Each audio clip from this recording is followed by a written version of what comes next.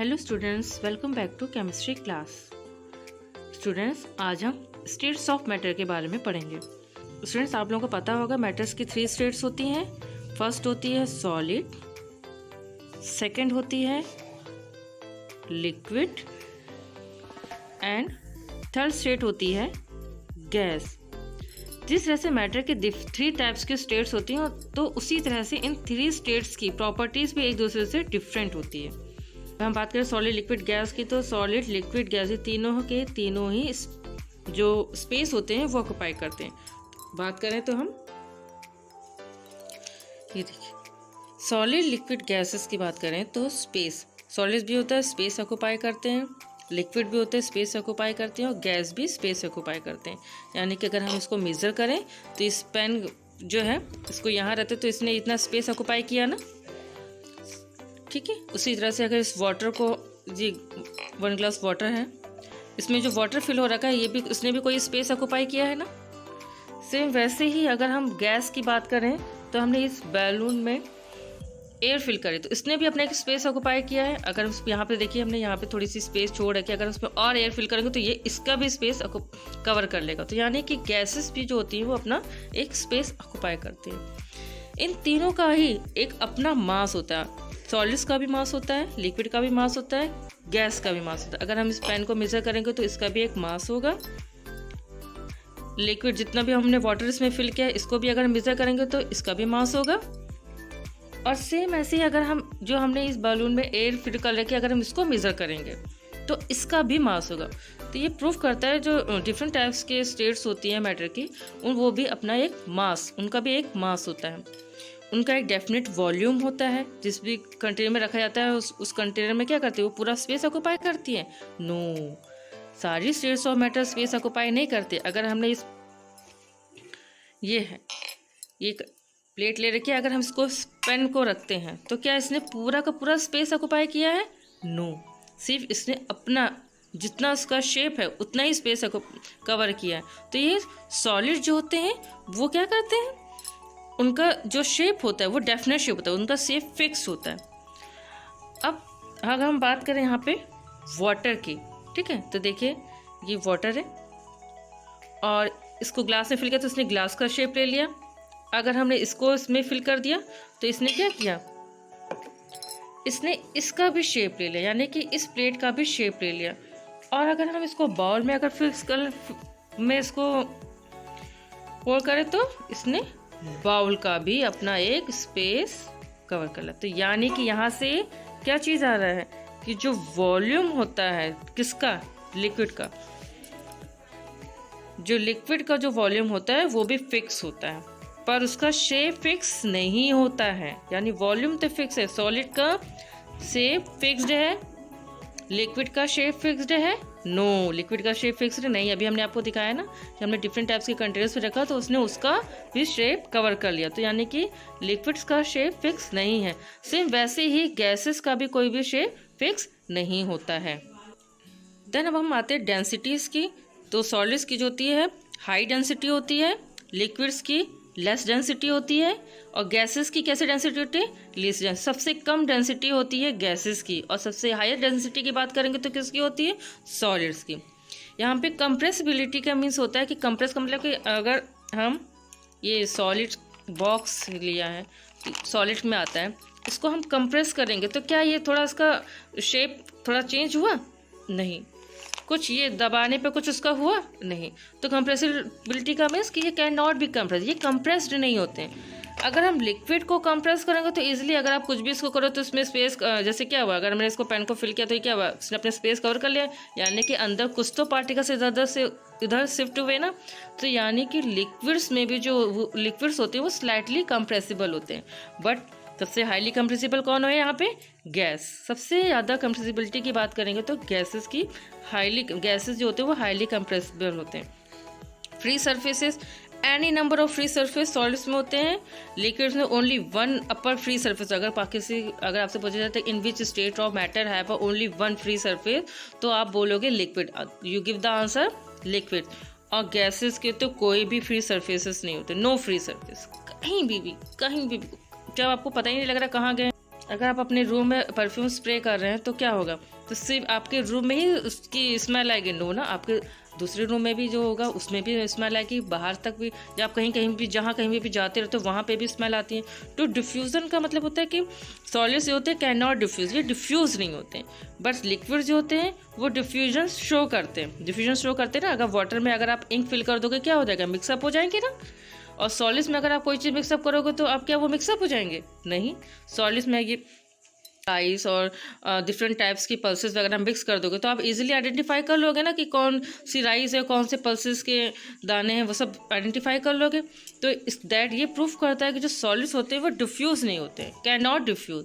और लिक्विड्स जो होते हैं डिफ्यूजन शो करते हैं। अगर आप वाटर में इंक फिल कर दो, कोई भी कलर डाल देंगे तो वो मिक्सअप हो जाएगा, तो ये मीन्स है कि वो लिक्विड्स जो होते हैं वो डिफ्यूजन शो करते हैं। और गैसेस क्या होते हैं, तो सबसे ज़्यादा डिफ्यूजन के बारे में बात करें तो गैसेस तो वेरी इजीली डिफ्यूज है, ये बहुत जल्दी डिफ्यूज हो जाते हैं। Comparative study of solid liquids and gases, और हम अगर उनको कंपेयर करेंगे तो किस किस बेस में करेंगे। फर्स्ट करते हैं इंटर पार्टिकल स्पेस के, inter particle attraction between atoms और energy possess by particles. Comparative study करते हैं सॉलिड लिक्विड एंड गैसेस की। आप ये देख रहे होंगे सॉलिड्स में क्या होता है, जो मॉलिक्यूल्स होते हैं वो एक दूसरे से क्लोजली पैक्ड होते हैं, ठीक है। सॉलिड्स में जो होते हैं वो जो मॉलिक्यूल्स होते हैं वो एक दूसरे से क्लोजली पैक्ड होते हैं ना। ये सॉलिड्स का है, ये बॉक्स बना रखा है मैंने। मॉलिक्यूल्स होते हैं वो क्लोजली पैक्ड होते हैं। जब पैक्ड होते हैं तो इनके बीच में इंटर पार्टिकल स्पेस क्या होता है, बताइए। इंटर पार्टिकल स्पेस लेस होता है। इंटर पार्टिकल स्पेस क्या होता है, मिनिमम।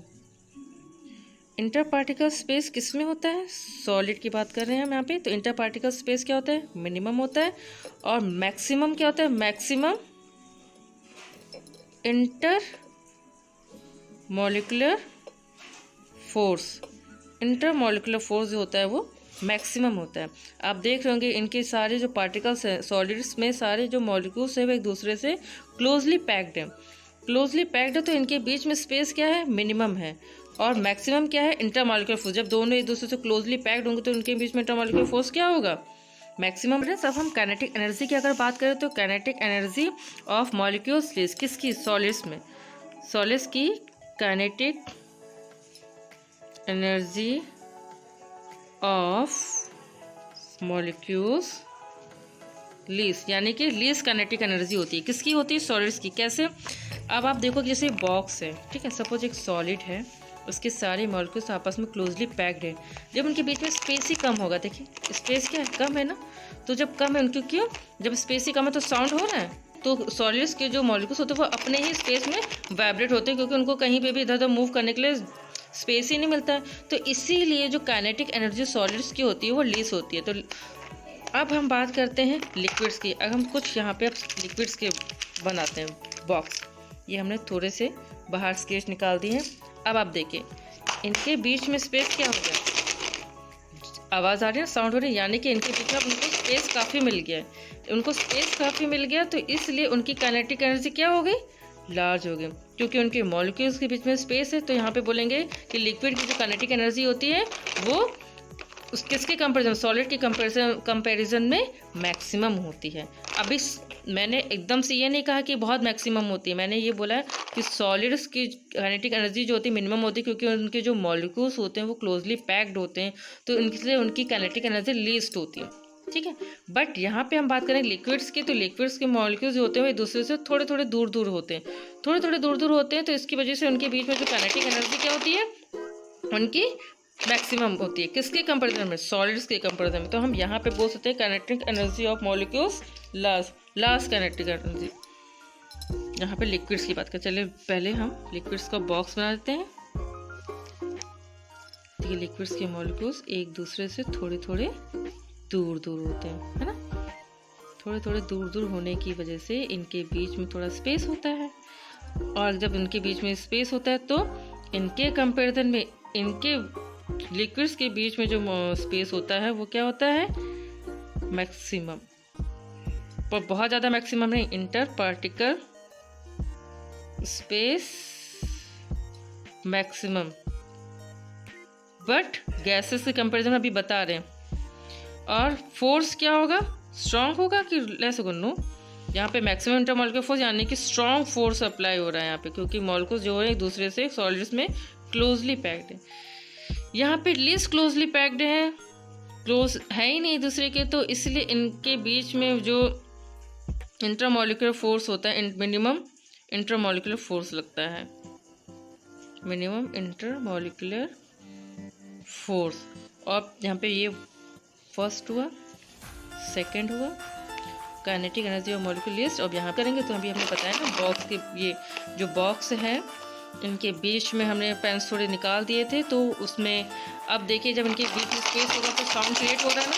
सॉलिड्स में साउंड क्रिएट नहीं हो रहा था उतना, पर लिक्विड में देखिए साउंड क्रिएट, यानी कि इसकी काइनेटिक एनर्जी क्या है, लार्ज है। Kinetic energy of molecules large, यानी कि मैक्सिमम काइनेटिक एनर्जी किसके कंपैरिजन में, सॉलिड्स के कंपैरिजन। अब हम गैसेस की बात करते हैं। गैसेस में क्या होते हैं कि सारे जो पार्टिकल्स होते हैं वो एक दूसरे से बहुत दूर दूर होते हैं, तो इसलिए इनके बीच में मैक्सिमम इंटर पार्टिकल स्पेस की बात की जाएगी। Maximum inter particle space, maximum space होता है, क्योंकि इन दोनों के बीच में काफ़ी स्पेस है। अगर जब मैक्सिमम इनके बीच में स्पेस हो रहा है तो इनके बीच में इंटरमॉलिक्यूलर फोर्स क्या होगा, नेग्लिजिबल क्या होता है, फोर्स लगता है, क्योंकि ये दोनों एक दूसरे क्लोज ही नहीं है, तो फोर्स का। अब देखिए इनके बीच में काइनेटिक एनर्जी कितनी होती है। अब हम गैसेस की बनाते हैं, क्योंकि सारे पार्टिकल्स जो है ना वो एक दूसरे से दूर दूर होते हैं, तो हमने ये गैसेस के निकाल दिया। अब इसका साउंड आप चेक करिएगा कि इसका साउंड कैसे क्रिएट होता है।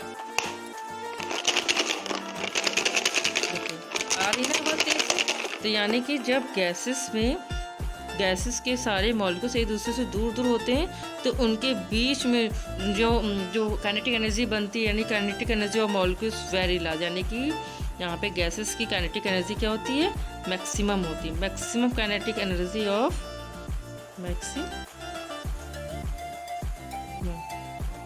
गैसेस की काइनेटिक एनर्जी सबसे मैक्सिमम होती है। फिर से देख लेते हैं। हमने आपको बताया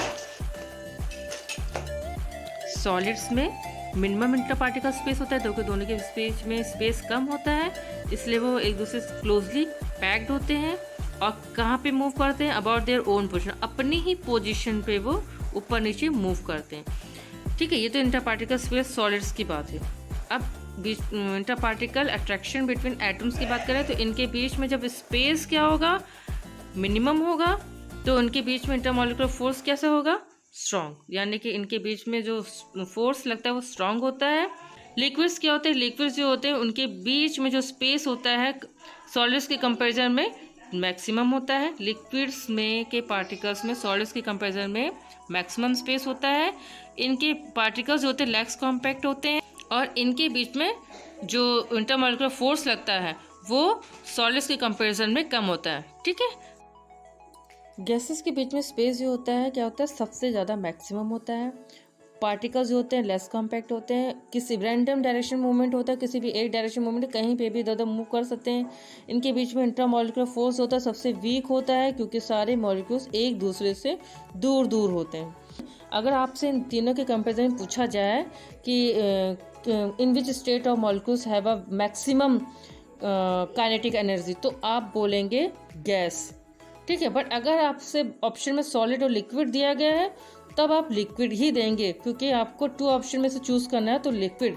अगर वहाँ पे गैस का नहीं दिया होगा, जब तीनों ही ऑप्शन दिए होंगे आपको तब आप गैस बोलेंगे। अगर आपसे पूछा जाए in which state of molecules have a maximum intermolecular force, तो मैक्सिमम इंटरमॉलिक्यूलर फोर्स किस में लगेगा, क्योंकि जब आप ये ध्यान रखिएगा कि किसके पार्टिकल्स जो होते हैं वो एक दूसरे से क्लोजली पैक्ड होते हैं, तो आप इजीली आइडेंटिफाई कर लोगे कि आप देखोगे सॉलिड्स के सारे पार्टिकल्स होते हैं वो एक दूसरे से क्लोजली पैक्ड होते हैं। तो जब उनके बीच में सब एक दूसरे से क्लोजली पैक्ड होंगे तो वो इनके बीच में इंटरमॉलिक्यूलर फोर्स भी तो क्या होगा, बहुत स्ट्रांग लगेगा ना।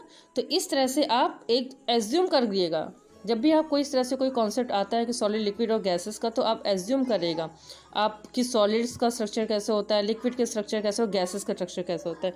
आप भी डायग्राम इसको ध्यान में रखिएगा। इस डायग्राम्स को अगर आप ध्यान में रखेंगे तो आप बहुत सारे क्वेश्चन के आंसर फाइंड आउट कर सकते हो कि काइनेटिक एनर्जी किस में मैक्सिमम हुई, तो आप इजीली बता दोगे क्योंकि इनके बीच में इंटरमॉलिक्यूलर स्पेस क्या है, मिनिमम है, निग्लिबल कहेंगे अगर सॉलिड्स के बीच में, तो इनकी काइनेटिक एनर्जी भी लीस्ट होगी।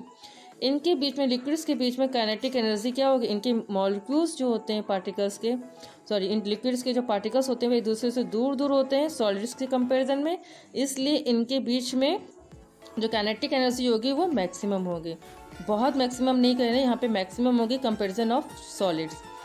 फिर गैसेस की बात करेंगे तो गैसेस को ध्यान में रखिएगा कि सबसे ज़्यादा मैक्सिमम स्पेस किसके बीच में होता है, गैसेस में। गैसेस के पार्टिकल्स के बीच में मैक्सिमम स्पेस होता है, और जब इनके बीच में मैक्सिमम स्पेस होगा यानी कि हर कोई एक दूसरे से दूर दूर होगा, तो इनके बीच में इंटरमॉलिक्यूलर फोर्स भी वीक होगा।